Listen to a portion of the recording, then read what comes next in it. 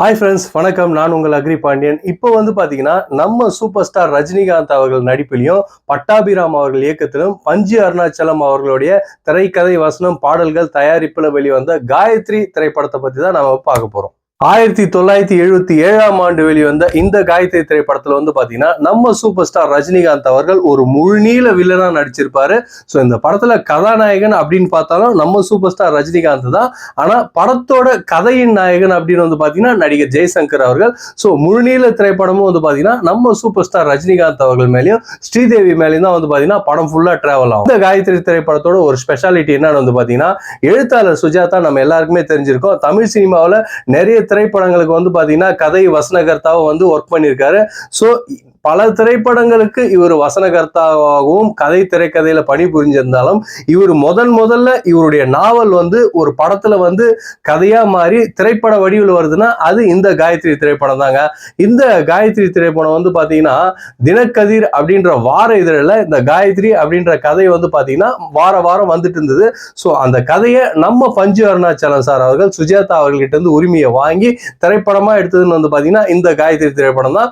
So பஞ்சு அருணாச்சலம் அவர்கள் மூலியமா தான் எழுத்தாளர் சுஜாதா அவர்கள் தமிழ் சினிமா உலகுக்கு அறிமுகமானார் அப்படின்றதாங்க உண்மை. பாடல்கள் எல்லாம் மிகப்பெரிய ஹிட் ஆகிறதுக்கு மிகப்பெரிய காரணம் இசைஞானி இளையராஜா அவர்களோட மியூசிக் ஒரு காரணம். இன்னொன்று பாத்தீங்கன்னா பஞ்சு அருணாச்சலம் அவர்களோட வரிகள் பாத்தீங்கன்னா பாடல்களுக்கு உயிர் கொடுத்திருக்கு அப்படின்னு நம்ம சொல்லாங்க. குறிப்பா இந்த படத்துல பாத்தீங்கன்னா வாழ்வே மாயமா அந்த பாடல் பாத்தீங்கன்னா ஒரு மிகப்பெரிய ஹிட் ஆச்சுன்னே சொல்லாங்க. ஸோ அந்த அளவுக்கு இந்த படத்தோட பாடல் ரீச் ஆனதுக்கு இளையராஜா அவர்களும் பஞ்சு அருணாச்சலம் அவர்களும் மிக முக்கியமான காரணம் அப்படின்னு நம்ம சொல்லாங்க. அந்த காயத்ரி திரைப்படத்துல பெண்களை வைத்து ப்ளூ பிலிம் எடுக்கக்கூடிய ஒரு தவறான நபரா இந்த படத்தில் நடிச்சிருப்பாருங்க. சோ இதுல பாத்தீங்கன்னா இவர் ப்ளூ பிலிம் எடுக்கிற மாதிரி நடிச்சிருந்தாலும் படத்துல எந்த இடத்துலயும் ஆபாசத்தை கொஞ்சம் கூட காட்டவே இல்லைங்க. அந்த ஆபாசத்தை காட்டாமையே நம்ம சூப்பர் ஸ்டார் ரஜினிகாந்த் அவர்களை தவறானவரா சித்தரிச்சிருப்பாங்க.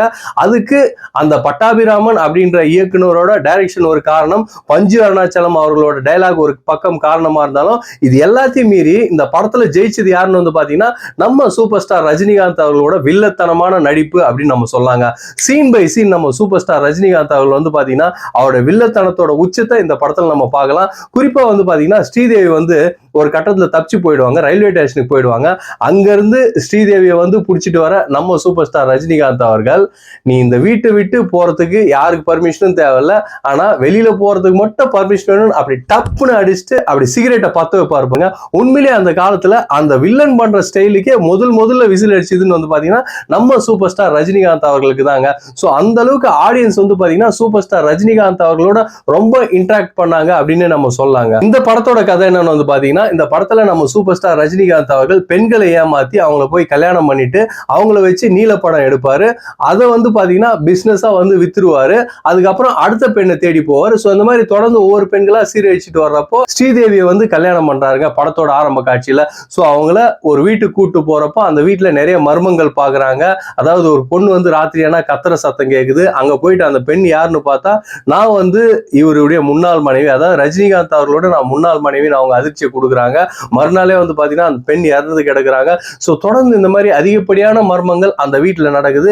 இதுக்கெல்லாம் என்ன காரணம் அப்படின்னு கண்டுபிடிக்கிறப்ப கடைசியில பாத்தீங்கன்னா நம்ம சூப்பர் ஸ்டார் ரஜினிகாந்த் அவர்கள் தான் அப்படின்ற உண்மையை கண்டுபிடிச்சிட்டு இங்க எப்படின்னா தப்பிக்கணும்னு முயற்சி பண்றாங்க. ஆனா ஒவ்வொரு கட்டத்திலையும் இவங்க தப்பிக்கும் போது தோல்வியை தான் சந்திக்கிறாங்க.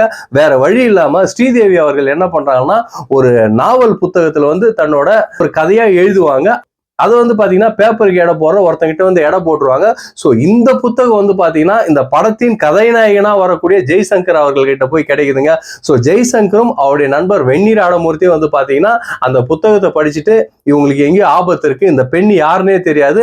அதுக்கப்புறம் பாத்தீங்கன்னா இந்த பெண் யாருன்னு தேடி போயிட்டு அந்த ஸ்ரீதேவியை காப்பாற்றணும்னு நினைக்கிறப்போ பாத்தீங்கன்னா வேற ஒரு வில்லனால பாத்தீங்கன்னா ஸ்ரீதேவி கொலை செய்யப்படுறாங்க. ஸோ படம் பாத்தீங்கன்னா இந்த மாதிரி ஒரு கிளைமேக்ஸோட முடியுது. படத்தோட தோல்விக்கு இந்த கிளைமேக்ஸ் கூட ஒரு காரணம் அப்படின்னு நம்ம சொல்லலாம். ஏன்னா நம்ம தினக்கதிரில இருந்த இந்த காயத்ரின்ற வார இதழில் பாத்தீங்கன்னா அந்த வெண்ணிராடமூர்த்தி கதாபாத்திரத்துல வரவங்களும் ஜெய்சங்கர் கதாபாத்திரத்துல வர ரெண்டு பேரும் பாத்தீங்கன்னா ரஜினி கிட்ட இருந்து அந்த காயத்ரின்ற கதாபாத்திரத்தை காப்பாத்திடுவாங்க.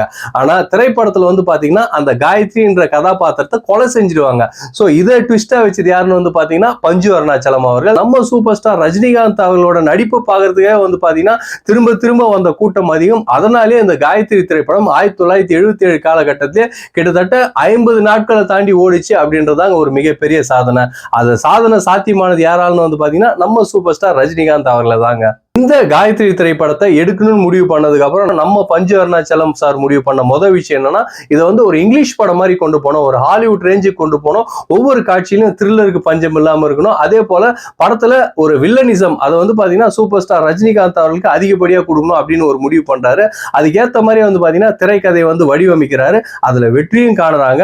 இதுல இன்னொரு விஷயம் என்ன வந்து பாத்தீங்கன்னா, ஒவ்வொரு சீன் பை சீன் சஸ்பென்ஸா வந்து பாத்தீங்கன்னா யாரு வில்ல எங்க நடக்குது இதெல்லாம் போறப்போ ஒரு காட்சியில வந்து இந்த படத்துல வரக்கூடிய நம்ம சூப்பர் ஸ்டார் ரஜினிகாந்த் அவர்கள் ராஜரத்னம் அப்படின்ற கதாபாத்திரம் தான் இது எல்லாத்துக்கும் காரணம். அவர் தான் உச்சபட்ச வில்லன் அப்படின்னு ஸ்ரீதேவிக்கு வர்ற காட்சியில வந்து பாத்தீங்கன்னா எல்லா சஸ்பென்ஸையும் உடைக்கிறப்போ வந்து பாத்தீங்கன்னா படத்தோட டாப் வில்லனா வந்து நம்ம சூப்பர் ஸ்டார் ரஜினிகாந்த் அவர்கள் நிக்கிற காட்சியில ஒரு மிகப்பெரிய மாஸ் வில்லனா வந்து ஜெயிச்சிருப்பார் நம்ம சூப்பர் ஸ்டார் ரஜினிகாந்த் அவர்கள். காயத்ரி திரைப்படத்துல ஸ்ரீதேவி அவர்களோட நடிப்பாகட்டும், நம்ம சூப்பர் ஸ்டார் ரஜினிகாந்த் அவர்களோட வில்லத்தனமான நடிப்பாகட்டும், இசைஞானி இளையராஜா அவர்களோட இசையாகட்டும், பஞ்சு அருணாச்சலம் அவர்களோட வசனங்கள் ஆகட்டும், பஞ்சு அருணாச்சலம் அவர்களோட பாடல்கள் ஆகட்டும், பட்டாபிராம் அவர்களோட இயக்கம் ஆகட்டும், எல்லாமே ஒரு சேர அமைந்து இந்த படத்துக்கு பிளஸ் பாயிண்டா அமைஞ்சாலும் இந்த படத்தோட கிளைமேக்ஸ் காட்சி, அதாவது அந்த காயத்ரின்ற கதாபாத்திரத்தை காப்பாற்ற முடியாம கிளைமேக்ஸ்ல வந்து பாத்தீங்கன்னா பாட்டிலால் வந்து குத்தி சாவடிச்சிருவாங்க அந்த காயத்ரின்ற கதாபாத்திரத்தை. சோ இந்த கிளைமேக்ஸ் காட்சி வந்து பாத்தீங்கன்னா மக்களால ஏத்துக்க முடியல,